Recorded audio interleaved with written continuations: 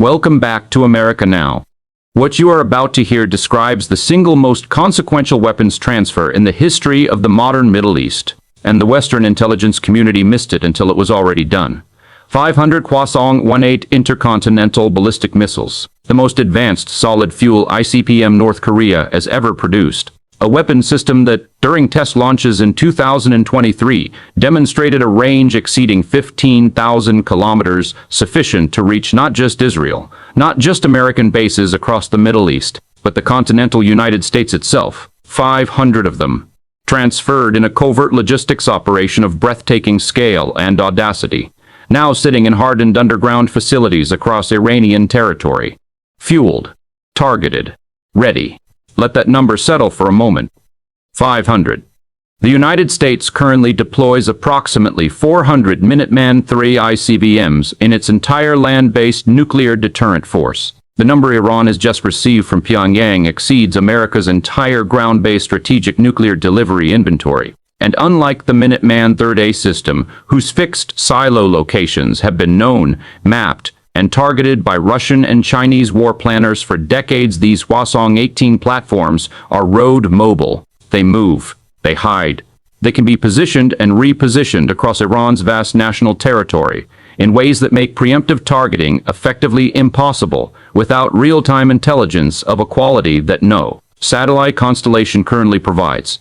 Israel woke up this morning in a fundamentally different strategic reality than the one it went to sleep in. The qualitative military edge that Washington has guaranteed and underwritten for half a century, the assurance that Israel will always possess weapon systems and delivery capabilities superior to any combination of regional adversaries, has just been obliterated by a single transfer agreement between two sanctioned, isolated nations that the Western world spent decades trying to keep apart. The question that every defense ministry from Tel Aviv to Washington to Riyadh is now asking in emergency sessions is not whether this transfer happened. Satellite imagery, signals intelligence intercepts, and human intelligence reporting from multiple independent sources have now confirmed the transfer beyond reasonable analytical doubt. The question being asked with barely concealed panic is, what happens next? What does Israel do when it faces an adversary armed with 500 ICBMs capable of carrying nuclear payloads, delivered by a guidance system that no Middle Eastern missile defense architecture was designed to intercept? What does Washington do when the deterrence framework it has maintained across the region for 50 years is suddenly facing a weapons inventory that changes every calculation simultaneously? Tonight's analysis goes inside the transfer. We examine how it happened, why Western intelligence failed to stop it, what the Hwasong-18 actually represents as a weapon system, and what the strategic consequences ripple outward across Israel, the United States, and the entire global order. The world changed last night. This is what that change actually means. 3 questions will drive tonight's full analysis. First, how did North Korea and Iran execute a transfer of 500 of the world's most advanced solid-fuel ICBMs without triggering a Western interdiction response? Second, what does the Hwasong-18's actual technical capability mean for Israel's defense architecture and for American power projection across the entire Middle East theater? Third, with Iran now holding the largest road-mobile ICBM force outside of Russia and China, what realistic options remain for Washington and Tel Aviv? And is there any path forward that does not lead directly toward the most dangerous nuclear confrontation since the Cuban Missile Crisis? The answers are not reassuring, but they are necessary. To understand how this transfer was executed without triggering a Western interdiction response, you need to understand 2 things simultaneously: the genuine limitations of Western intelligence collection against deeply compartmentalized operations between sanctioned states, and the extraordinary lengths to which both Pyongyang and Tehran went to ensure this operation remained invisible until completion. The Hwasong-18 transfer did not happen overnight. It was the culmination of a relationship between North Korea and Iran that has been deepening steadily across the past decade, accelerating dramatically following the collapse of the JCPOA nuclear agreement in 2018, and reaching a new level of operational intimacy following the demonstrated success of North Korean artillery shell transfers to Russian forces in Ukraine, which provided Pyongyang with both hard currency and the confidence that large-scale covert weapons logistics operations could be executed successfully under Western surveillance. The logistical architecture of the transfer exploited 3 simultaneous vulnerabilities in Western intelligence coverage. The first vulnerability was geographic. The primary transfer route ran overland through Chinese territory, with Chinese authorities either uninformed or deliberately not looking into Central Asia, and then through a combination of Iranian-controlled corridors and Russian transit permission into northwestern Iran. This route avoided maritime choke points where American naval interdiction assets are positioned.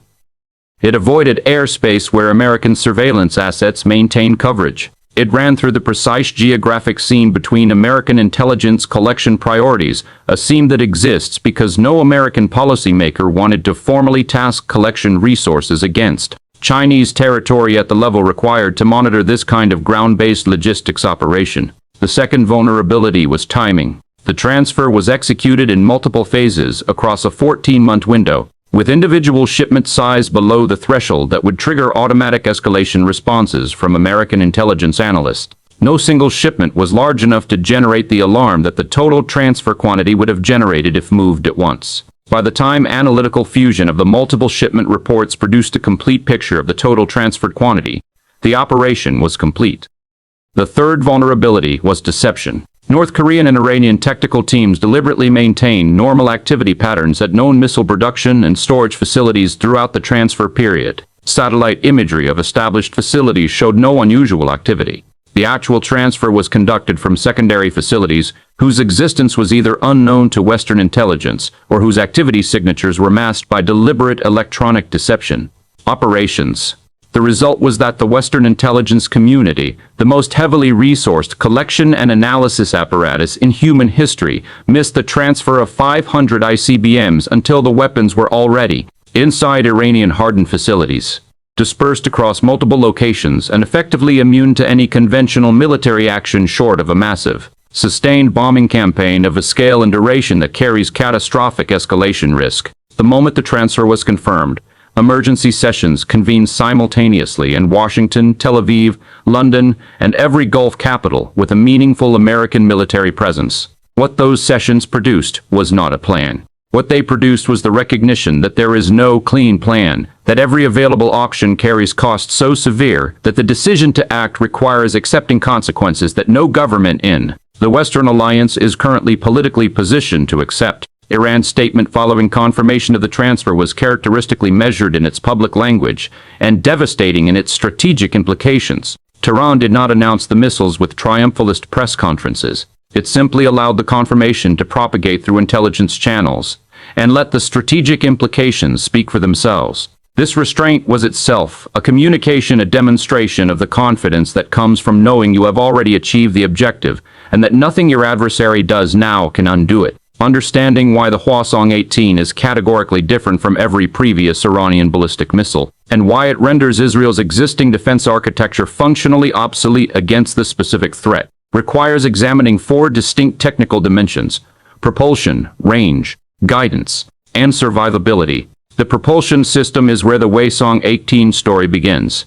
Previous North Korean ICBMs, and by extension the Iranian long-range ballistic systems derived from North Korean technology, transfers use liquid fuel propulsion. Liquid fuel systems are operationally significant in their capability, but they carry a critical tactical limitation. They require a fueling sequence before launch that takes hours and generates observable thermal and chemical signatures that intelligence satellites and ground-based sensors can detect. This launch preparation window is the vulnerability that American and Israeli preemptive strike doctrine has historically targeted. If you can detect the fueling sequence, you can strike the missile before it launches. The Hwasong-18 eliminates this vulnerability entirely. It uses a three-stage solid fuel propulsion system, the most advanced solid fuel ICBM propulsion architecture that North Korea has ever produced. A solid fuel missile requires no fueling sequence. The propellant is already loaded and stored within the missile body. A road-mobile Hwasong-8 launcher can receive a launch order, erect its missile, and execute a launch within minutes, generating a thermal signature only in the seconds before ignition. Far too brief for any preemptive response. This is not a marginal improvement in survivability. It is a categorical transformation. Against a liquid fuel system, preemptive strike remains a viable, if difficult and risky, option. Against a solid fuel, road-mobile system dispersed across Iranian territory, preemptive strike is not a viable option. You cannot target what you cannot find with sufficient advance notice to strike before launch. the range dimension compounds the threat in ways that reshape the entire regional strategic map. The Hwasong-18's demonstrated range confirmed at over 15,000 kilometers in its maximum trajectory test configuration means that from launch positions anywhere within Iranian territory, the weapon can reach Tel Aviv, every American base in the Middle East, every European NATO capital, and with optimal positioning, targets within the continental United States. Iran has never previously possessed a delivery system with intercontinental reach. The acquisition of 500 Hwasong-18 platforms transforms Iran from a regional military power into a state with genuine global strike capability overnight. The guidance system represents the third dimension of the Hwasong-18's threat profile, and the dimension that most directly undermines existing missile defense architectures. North Korea's guidance technology has advanced substantially across the past decade, driven by access to Russian and Chinese technical expertise, and by the kind of forced indigenous innovation that comprehensive sanctions pressure generates. The Hwasong-18 uses an inertial navigation system updated by stellar navigation, a guidance approach that is entirely independent of GPS or any other satellite navigation system that can be jammed or spoofed by American electronic warfare assets. This guidance independence means that American GPS jamming operations, which have been running continuously across the Middle East for extended periods, and which have contributed to degrading the accuracy of some Iranian missile systems, have zero effect on Hwasong-18 terminal accuracy. The weapon navigates by stars. Stars cannot be jammed. Terminal accuracy for the Hwasong-18, based on North Korean test data analysis, is estimated at a circular error probable of approximately 100 to 150 meters for conventional warhead configurations, with substantially improved accuracy achievable through terminal guidance updates. Against hardened military targets, this accuracy combined with an appropriate warhead yield produces reliable destruction. Against city-scale targets, the accuracy is irrelevant. The weapon reaches its designated area regardless. The survivability architecture of the Hwasong-18 addresses the final dimension of the threat. The missile is equipped with a maneuvering re-entry vehicle, a warhead that can execute evasive maneuvers during terminal descent, drastically complicating intercept solutions for any missile defense system attempting to engage it. The Terminal High Altitude Area Defense System, THAAD, which the United States has deployed in the region and which represents the highest tier intercept capability available against ballistic threats, was designed and optimized against non-maneuvering re-entry vehicles, following predictable ballistic trajectories. Against a maneuvering re-entry vehicle executing lateral displacement maneuvers at hypersonic velocity in the terminal phase, THA's intercept probability degrades sharply. The Arrow 3 system, Israel's highest-tier ballistic missile defense platform, designed for exo-atmospheric intercept of long-range ballistic threats, faces the same fundamental challenge. Its intercept algorithms were developed against trajectory profiles that the Hwasong-18's maneuvering re-entry vehicle does not follow. Now multiply these technical characteristics by 500. 500 road-mobile launchers dispersed across Iranian territory, each carrying a weapon that cannot be preemptively targeted, cannot be effectively jammed, and cannot be reliably intercepted by any defense system currently deployed in the region. This is not a threat that can be addressed through incremental improvements to existing defense architecture. It is a threat that requires a fundamental rethinking of every assumption that Israeli and American strategic planning has been built upon. The nuclear dimension, which Iranian officials have neither confirmed nor denied in their public statements regarding the transfer, adds a layer of uncertainty that is itself strategically significant. The Hwasong-18 was designed as a nuclear delivery vehicle. Its payload capacity and re-entry vehicle configuration are optimized for nuclear warhead delivery. Whether the transferred missiles carry nuclear warheads, carry conventional warheads, or were transferred as delivery platforms awaiting warhead mating, the ambiguity itself constitutes a deterrent effect. Any Israeli or American military planner who cannot be certain whether incoming Hwasong-18 missiles are carrying nuclear or conventional payloads must treat every launch as a potential nuclear strike and respond accordingly. Strategic ambiguity deliberately maintained is one of the most powerful instruments of deterrence available to a state actor. Iran has now acquired it at scale. The emergency National Security Council session that convened within hours of transfer confirmation lasted 9 hours. What emerged from those 9 hours was not a decision. It was a documented assessment of why every available option carries consequences that no administration, regardless of political composition or stated commitment to Israeli security, can accept without triggering outcomes worse than the problem it is attempting to solve. Option 1. Military strike against Iranian ICBM facilities. The appeal of this option is intuitive. Iran has acquired a weapon system of unprecedented threat magnitude. Strike it before it can be used. Remove the capability through decisive military action. This is the logic that has driven American and Israeli preemptive strike doctrine for decades. The problem is the word facilities plural and dispersed. 500 roadmobile launchers are not concentrated in identifiable fixed facilities that can be targeted by a finite strike package. They are dispersed across Iranian territory at locations that change continuously. A strike campaign capable of achieving meaningful degradation of a 500-unit road mobile ICBM force would need to be massive in scale, hundreds of strike sorties over days or weeks, and would require targeting the entire Iranian military, logistics and communications infrastructure simultaneously to prevent dispersal and relocation during the campaign. A strike campaign of that scale against Iran is not a precision military operation. It is a war against a nation with demonstrated capability to close the Strait of Hormuz, activate Hezbollah and Houthi networks simultaneously, strike American bases across the region with its existing missile arsenal, and now potentially respond with the very ICBM force being targeted. The estimated economic cost of a Strait of Hormuz closure to the global economy runs to several $1 trillion within the first 90 days. The estimated cost in American military casualties from simultaneous attacks against regional bases runs into the thousands. The estimated cost in Israeli civilian casualties from a full Iranian missile response runs into numbers that no government can publicly acknowledge without triggering domestic political collapse. Option 1 leads to a regional war whose cost exceeds every benefit achievable through military action. Option 2. Covert action to degrade or destroy the transferred missiles through sabotage, cyber operations, or targeted elimination of the technical personnel required to operate them. This is a domain where Western intelligence agencies have historically been most effective against Iranian weapons programs. The Stuxnet cyber operation against Iranian centrifuges, the assassination campaigns against Iranian nuclear scientists, the covert sabotage of missile test programs. The problem is that covert action operates on a timeline measured in years, while the strategic threat posed by 500 already transferred and already dispersed ICBMs is immediate. Covert action might degrade the program over a multi-year horizon. It does not address the deterrence reality that exists today, this morning, in the current strategic environment. Option 3.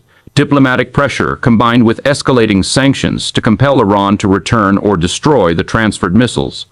This option fails at first contact with Iranian strategic logic. Iran did not acquire 500 Hwasong-18 ICBMs to return them under diplomatic pressure. The entire strategic purpose of the acquisition was to create a deterrence reality so overwhelming that military pressure against Iran becomes unacceptably costly. Asking Iran to give that capability back in exchange for sanctions relief is asking Iran to voluntarily return to strategic vulnerability. No Iranian government, regardless of its domestic political composition, can accept that trade. Option 4.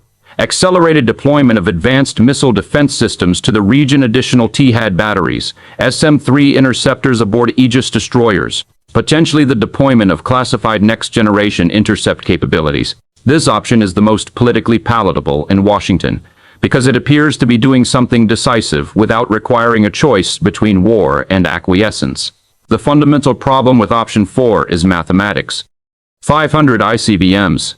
The United States currently has enough THAAD interceptors deployed globally to engage a fraction of a 500 missile salvo. Building additional interceptor capacity at the speed the situation demands would require years of production acceleration and cost tens of billions of dollars. And even a perfect intercept architecture, one that could theoretically engage every incoming missile, creates a cost asymmetry that favors Iran. Each T-88 interceptor costs approximately $10 million. Each Hwasong-18, produced at North Korean manufacturing efficiency and transferred at discounted strategic partnership pricing, costs a fraction of that. Iran can sustain a salvo exchange indefinitely. America's interceptor stockpile cannot. Option 5. Direct negotiation with Iran, trading security guarantees and sanctions relief for a commitment not to deploy the transferred missiles in offensive operations. This option is the one that no one in the official Washington policy space will acknowledge publicly, but that every serious strategic analyst recognizes as the only path that avoids catastrophe. Its problem is political. No American administration can walk into a negotiation with Iran and accept the premise that Iran has achieved a deterrence position that must be respected rather than reversed. The domestic political cost of that acknowledgement, the appearance of capitulation to a sanctioned adversary, is a cost that American political culture has not yet developed the framework to absorb. Washington's paralysis is therefore not a failure of competence. It is the product of a strategic situation in which every available option leads to outcomes that are either militarily catastrophic, strategically futile, or politically impossible. The administration is doing what administrations do when they face genuine strategic dilemmas with no good options. It is buying time, signaling resolve through visible military movements that carry no decisive operational intent, and hoping that the situation evolves in a direction that creates new options. Hope is not a strategy, but it is what Washington currently has. In the innermost sanctums of Israeli strategic planning, the classified spaces where doctrine is written and the unspoken is spoken, there has always existed a concept known as the Samson option. The idea, never officially acknowledged, is simple in its terrible logic.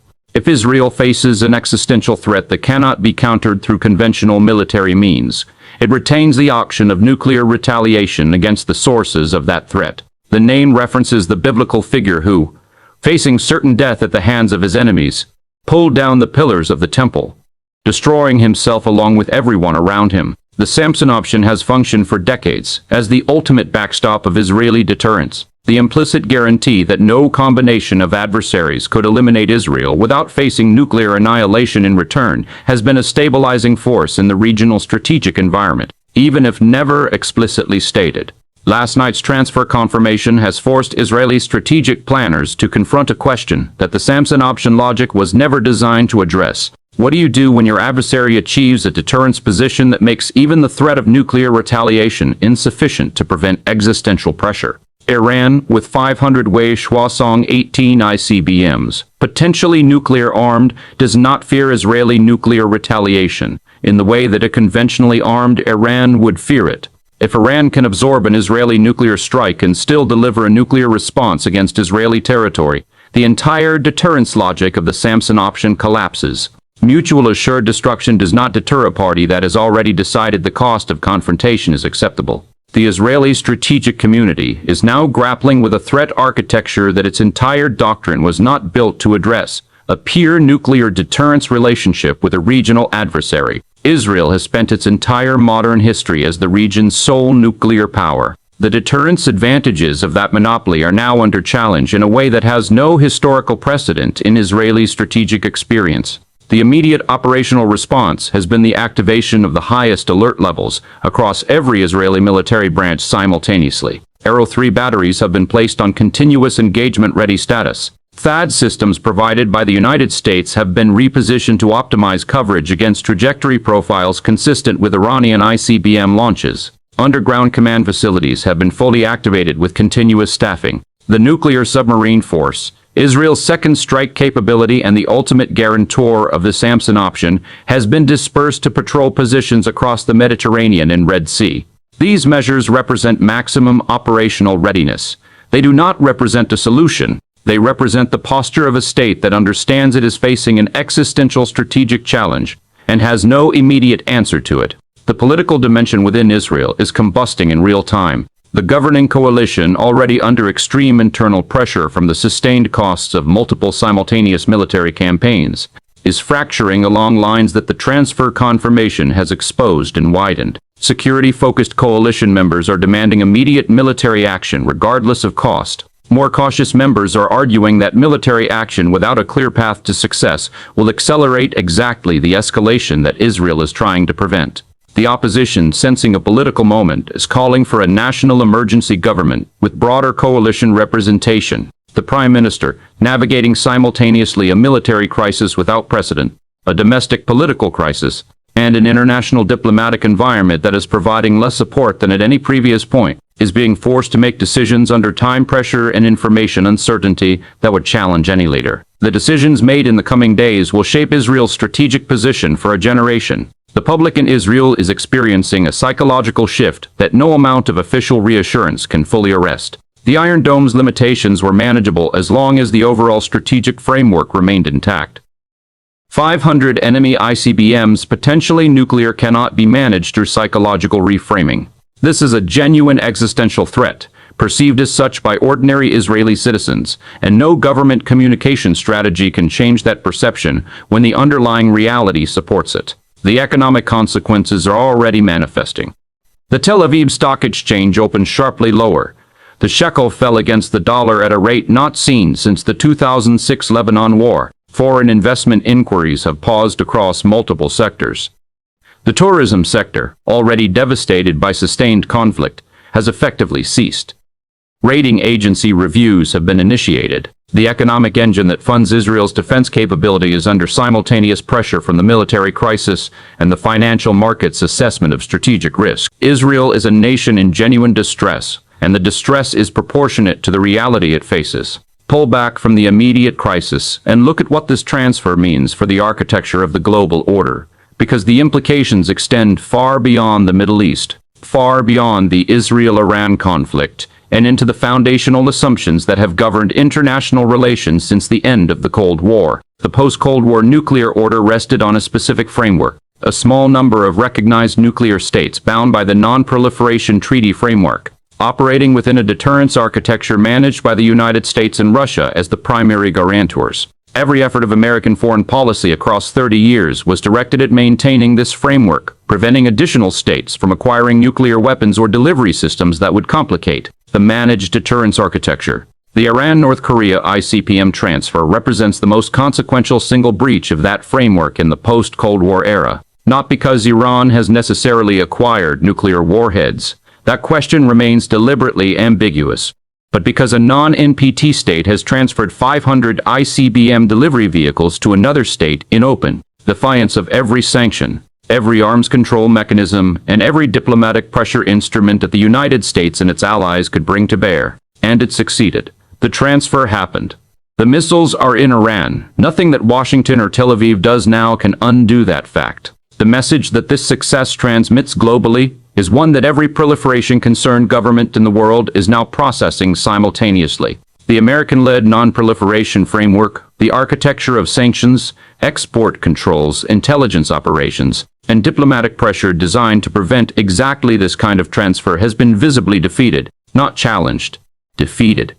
Every state that has been weighing the cost and benefits of pursuing advanced weapons capabilities in defiance of American pressure is now updating its assessment. The North Korea-Iran transfer demonstrates that the cost side of that equation, the sanctions, the isolation, the diplomatic pressure can be absorbed and eventually converted into strategic advantage, and the benefit side, a deterrence position that makes American military action prohibitively costly, is achievable. This is the proliferation logic that American policymakers have feared for decades and spent enormous resources trying to prevent.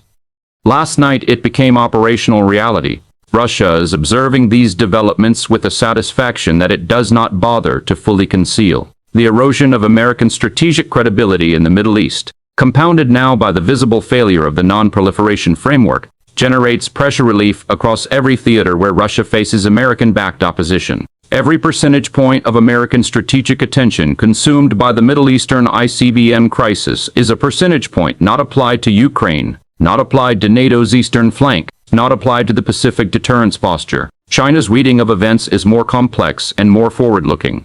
Beijing has consistently opposed Iranian nuclear weapons acquisition in its public statements, not from ideological alignment with the non-proliferation framework, but from the pragmatic recognition that a nuclear-armed Iran creates unpredictability in an energy-critical region where China has enormous economic interests. The Hapis-Song-18 transfer delivery system, rather than a confirmed warhead, sits in an ambiguous space that China can work with diplomatically while simultaneously noting the precedent it sets for the port. Effectiveness of defying American pressure. More significantly, China is watching the American response to this crisis as a calibration exercise for its own Taiwan calculations. If Washington demonstrates that it cannot or will not take decisive military action even when facing the transfer of 500 ICBMs to an adversarial state, what does that imply about American willingness to take military action over Taiwan, a conflict that carries even greater potential for direct, great power confrontation?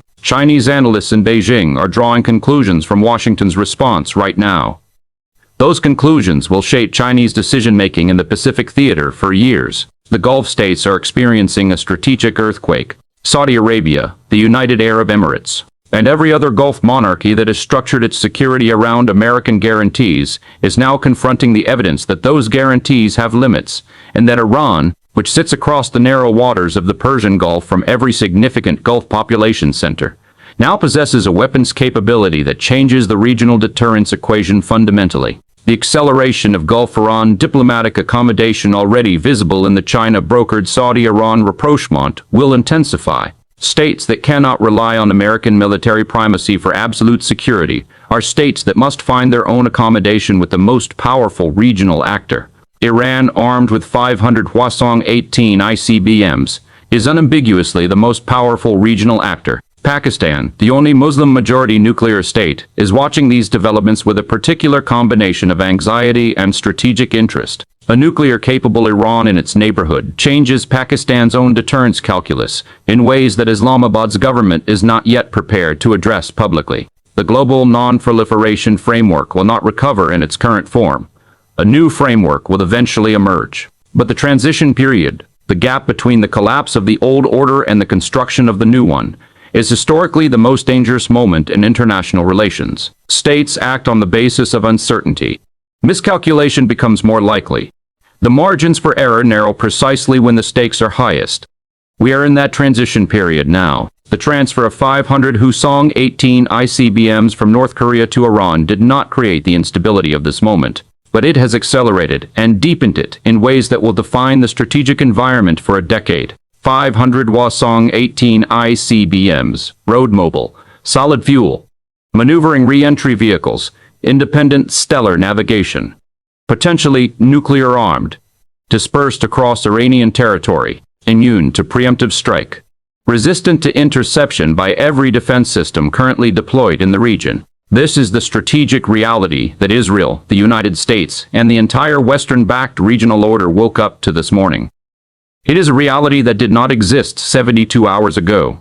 It is a reality that cannot be wished away, sanctioned away, or struck away without consequences that dwarf the problem it is attempting to solve. What happens next will be determined not by who has the most advanced technology or the largest defense budget, though both of those things matter. It will be determined by who has the clearest strategic vision, the most disciplined decision-making, and the greatest capacity to accept uncomfortable truths about a world that has changed in ways that cannot be reversed. Iran has spent 45 years building toward this moment.